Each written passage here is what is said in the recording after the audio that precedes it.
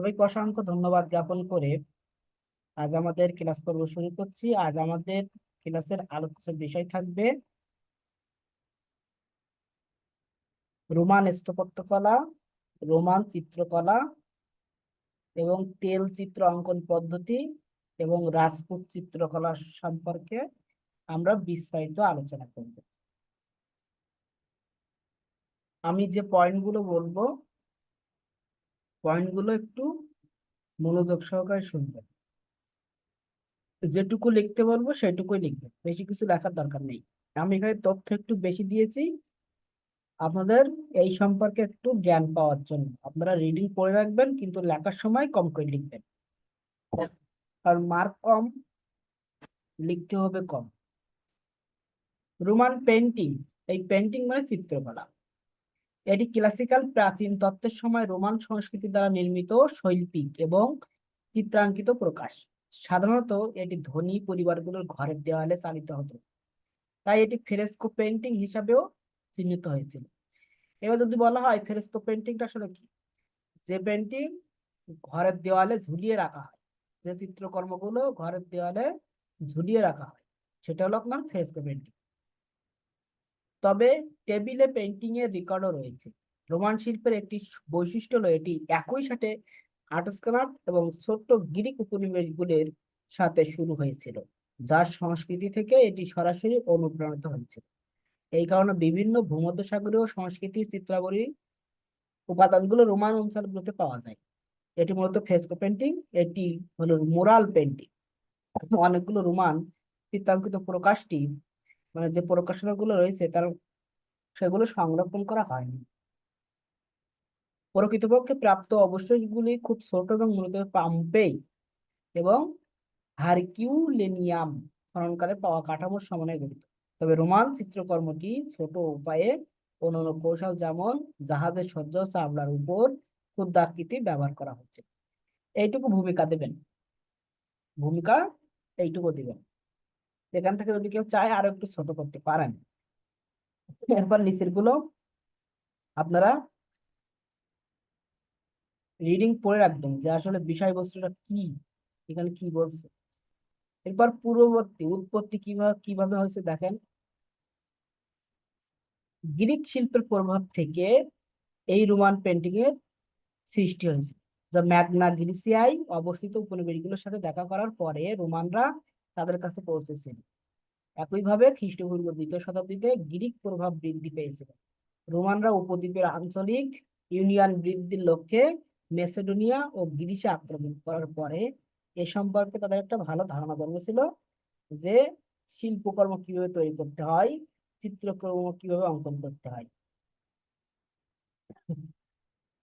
তারা কি করছিল, অন্যান্যদেরকে অনুকরণ করেছিল।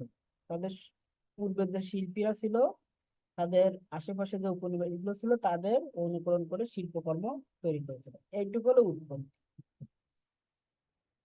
এবার লেখকরা রোমান চিত্রের প্রকাশের মধ্যে 4টি স্তর বা শৈলী স্থাপন করতে সক্ষম হয়েছে। সেই 4টি কি কি? খালি শৈলী, স্থাপত্য শৈলী, শোভাময় শৈলী, আর আপনার স্থাপত্য মায়া। এই শুধু পয়েন্ট গুলো লিখবেন, বর্ণনা লেখার দরকার নেই, ঠিক আছে? এর বর্ণনা লিখতেও না। যে রোমান চিত্রের প্রকাশের মধ্যে 4টি স্তর রয়েছে, সেগুলো হলো খালি শৈলী, স্থাপত্য শৈলী, শোভাময় শৈলী, স্থাপত্য মায়া। এইটুকু লিখলে হবে। এরপর দেখেন এখানে রোমান চিত্রকর্মের বৈশিষ্ট্য দেওয়া আছে। রোমান চিত্রশিল্পীরা রহস্যময় এবং ঐতিহাসিক থিমগুলোর পাশাপাশি ল্যান্ডস্কেপ এবং প্রাকৃতিক উপাদানগুলোকে চিত্র করার দিকে মনোনিবেশ করেছে। এবার সুন্দর করে পয়েন্টগুলো দেওয়া আছে, পয়েন্টগুলো একবার রিডিং করলে আশা করি পারবেন। এরপর রোমান চিত্রকর্মের বিষয়বস্তু কি ছিল?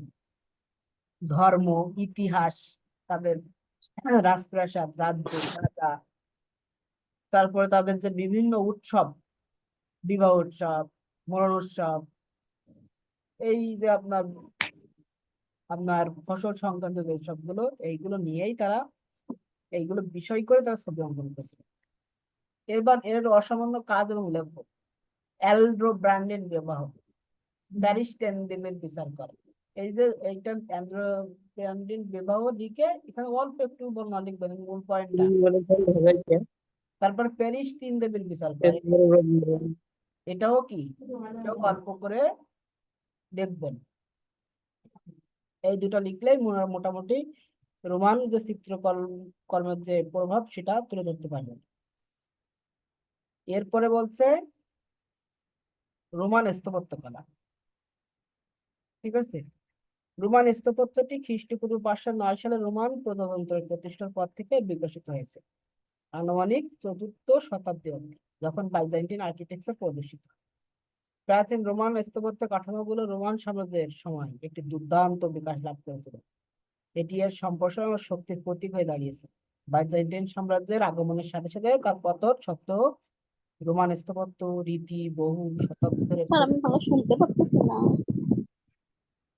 আপনার ঘরে ফ্যানের শব্দটা একটু কমাই দেন, ঠিক আছে? স্যার আমি ভালো শুনতে পারতেছি না।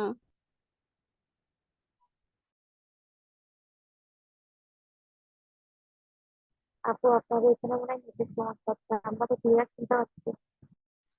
আপু, আপনার ওখানে সমস্যা, আমরা তো শুনতে পাচ্ছি।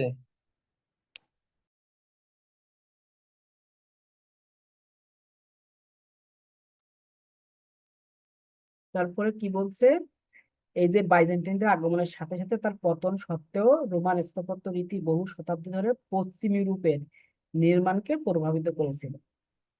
এতটুকু লিখলেও এনাফ ভূমিকাটা। এরপর রোমান স্থাপত্য কলাগুলোর উল্লেখযোগ্য বিষয়বস্তু নিচে আলোচনা করা হয়। এলাকাটা এখানে নাই, কিন্তু আপনারা এটা দিতে পারেন। রোমান রাস্তা, জল ও ব্রিজ, অল্প অল্প করে লিখবেন। ফোরাম, থিয়েটার, স্টেডিয়াম বা সার্কাস, যে কোনো একটা দিতে পারেন, সার্কাস দিতে পারেন, স্টেডিয়াম দিতে পারেন। মন্দিরগুলো, বেসিলিকাস, 6টা, 6 থেকে 7টা বর্ণনা দিবেন। ঠিক আছে, আর এই যে ব্যবহৃত উপকরণ, এই ব্যবহৃত উপকরণগুলো প্রথমে দিবেন। আমি কিন্তু লেখার কাঠামো আপনাদের আগের দিন বলে দিয়েছিলাম। ব্যবহৃত উপকরণগুলো কোথায় দেবেন? প্রথমেই দিবেন। প্রথমে দিয়ে যে রোমান উল্লেখযোগ্য স্থাপত্যগুলো নিচে আলোচনা করা হবে। এখান থেকে 6 থেকে 7টা পয়েন্ট দিয়ে ওইটা লিখে শেষ করে দিবেন।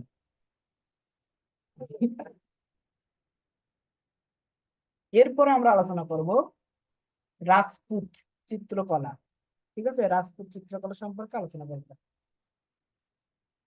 এই ভূমিকাটা লেখার দরকার নেই। ভারতীয় শিল্পকলা, মুঘল চিত্রকলা, পরে রাজপুত চিত্রকলা অবস্থা।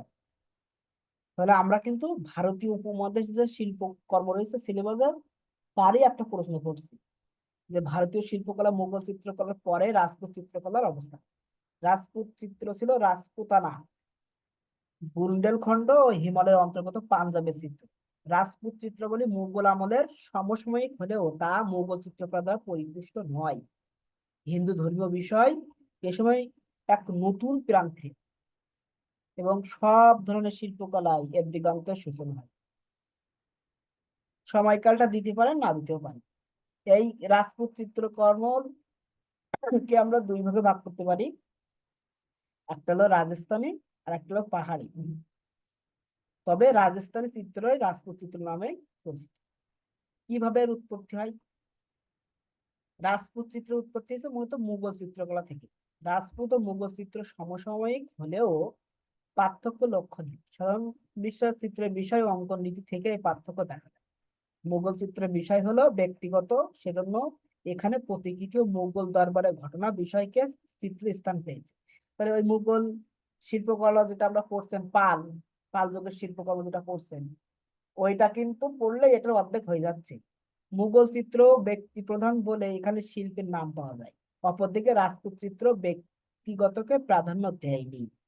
তারা ভারতের বিভিন্ন পৌরাণিক কাহিনী, কৃষ্ণ লীলা, সঙ্গীত, ভারতীয় প্রণয় লীলা না জানা থাকলে ইহার বিষয় বোঝা যায় না। এরপর বিষয়বস্তু, তাদের বিষয়বস্তু কি ছিল? ওই যে একটু আগে যেগুলো বললাম, ধর্ম কাহিনী, শিব পার্বতী বিবাহ, পাশা খেলা, তাস খেলা, দুর্গা পূজা, শিবের নন্দী, কার্তিক, গণেশ, দেবসুরের যুদ্ধ, এই ইত্যাদি। এরপরে বৈশিষ্ট্য এখানে সুন্দর করে দেওয়া আছে। আপনারা বৈশিষ্ট্যগুলো পয়েন্ট আকারে লিখবেন। এখানে একটা একটা সেন্টেন্স, একটা একটা পয়েন্ট তৈরি করবেন। মানে একটা 1 2 3 4 5 এরকম সিরিয়ালে 5টা লিখবেন। এখানে কি কি চিত্র পাওয়া গেছে? গীত গোবিন্দ, ভগবত পুরাণ, চৌর পঞ্চলিকা, 5টা লিখলেই হবে। রাগমালা, 12 মাস। আর এই বর্ণনা একটু দিবেন, মা ও শিশুটা একটু পড়বে, ঠিক আছে? মা ও শিশুটা একটু পড়লে ভালো হবে, এই সম্পর্কে ধারণা দেবে। তবে অপেক্ষা, বিশ্রাম, যেগুলো 5টা বর্ণনা আপনি দিবেন, ঠিক আছে? পরিশেষে বলা যায় রাজপুত চিত্রকলা সম্বন্ধে আমাদের জ্ঞান পুঙ্খানুপুঙ্খ তো নয়, সম্পূর্ণ নয়। রাজপুত চিত্রকলা মুঘল চিত্রকলা পদ্ধতিতে আঁকা হলেও তা মুঘল চিত্রকলা থেকে আলাদা। রাজপুত চিত্রকলায় তৎকালীন ভারতীয় ধর্মীয় সাহিত্য চিত্রকলা সম্বন্ধে খুব ভালো ধারণা পাওয়া যায়। ভারতীয় চিত্রকলায় তাই রাজপুত চিত্রকলার অবদান অনস্বীকার্য। এরপরে আমরা আলোচনা করব তেল রং বা তেল চিত্র সম্পাদনের প্রক্রিয়া। তেল রং মাধ্যমে তেল চিত্র কিভাবে সম্পাদন করা হয় সেটা আমরা আগে জেনে নিই। পৃথিবীর সেই প্রাচীন কাল থেকে চিত্রকলা যাত্রা শুরু হয়। সেই সময় ম্যাকভেলিনিয়ান মানুষ বিভিন্ন গুহাগাত্র সর্বোত্তম চিত্র অঙ্কনের স্বাক্ষর রাখে। এই চিত্রগুলো আঁকার পেছনে বেঁচে থাকার তাগিদ, ধর্মীয় বিশ্বাস, সমাজের বাস্তবতা কাজ করেছিল। এরপর যুগে যুগে জ্ঞান বিজ্ঞানের অগ্রগতির সাথে সাথে আঁকবার পদ্ধতি উপকরণ এসেছে ব্যাপক পরিবর্তন, যেমন টেম্পারা, তেল রং, জল রং প্রভৃতি। এর মধ্যে তেল চিত্র জগতের সর্বাপেক্ষা সঠিক আদি তেলচিত্র। তেলচিত্র সৃষ্টিতে বা শ্রেষ্ঠর দিক থেকে এটির অন্যতম একটা কারণ হিসেবে দাঁড়িয়েছে। আর সে কারণগুলো আমরা নিচে এখন আলোচনা করব। প্রাচীন যে চিত্রসমূহ সেগুলো আমরা কিভাবে অঙ্কন করছি? গুহার দেওয়ালে কাঠ, কয়লা, উইয়ের রস, গাছের ছালের রস, তারপর ইটের গুঁড়া, এগুলো বিভিন্ন বিষয় দিয়ে।